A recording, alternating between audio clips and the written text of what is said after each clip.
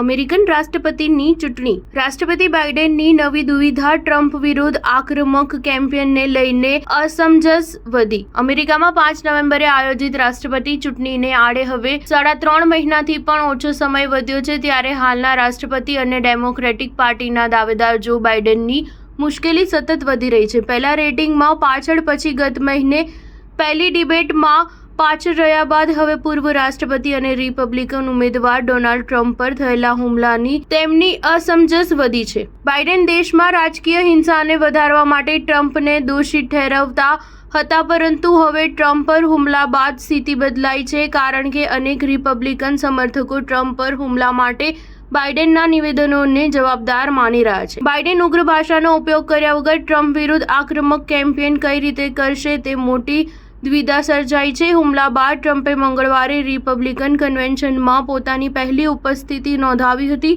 તેમણે જમણા કાન પર પાટો બાંધ્યો હતો. ટ્રમ્પનું મેદાનમાં ફાઇટ ફાઇટના નારાથી સ્વાગત કરાયું હતું. તેમની સુરક્ષામાં મહિલા સુરક્ષાકર્મી પણ ન હતી. કાર્યક્રમ દરમિયાન ટ્રમ્પ હાઉસ સ્પીકર માઇક જોન્સનની સાથે બેઠા હતા. ટ્રમ્પના બંને પુત્ર એરિક ટ્રમ્પ અને ડોનાલ્ડ ટ્રમ્પ જુનિયર તેમની પાછળ બેઠા હતા. કન્વેન્શનના બીજા દિવસે ટ્રમ્પના પુત્રનું ભાષણ હશે. રિપબ્લિકન પાર્ટીની નેતા હર્મિટ ઢિલ્લોએ કન્વેન્શનમાં ટ્રમ્પની સુરક્ષા માટે અરદાસ કરી હતી. તેમણે ટ્રમ્પની હાજરીમાં પરંપરાગત રીતે પોતાનું માથું ઢાંક્યું હતું અને દરેક કાર્યના આરંભ માટે પ્રાર્થના કરી હતી. જ્યારે હર્મિટ પ્રાર્થના કરી રહી હતી ત્યારે અનેક અમેરિકનો આંખો બંધ કરીને પ્રાર્થનામાં જોડાયા હતા. સ્ટાર ન્યૂઝ 7 હંમેશા સચ્ચાઈની સાથે.